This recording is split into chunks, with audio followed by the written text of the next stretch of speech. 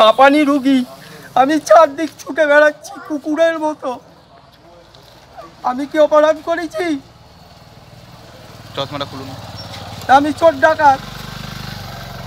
আমি অপরাধ করেছি? প্রতি বছর ফেরত যাই। আমি একটা হাঁপানি রুগী, কুত্তার মতো ঘুরছি।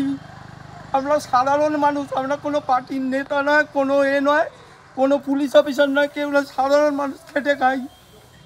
প্রতি বছর ফেরত যায়,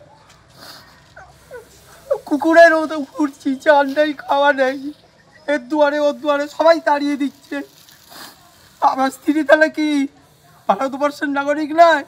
2002 আছে, 2025 আছে, সবে আছে। পৌরসভা, লোকসভা, বিধানসভা সবেতে ভোট দেওয়া হয়।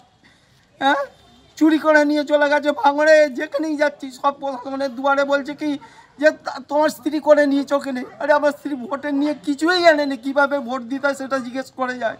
সমস্ত কাগজ ডকুমেন্টস আমার কাছে, কুত্তার মতো ঘুরছি। এটা কি ঠিক?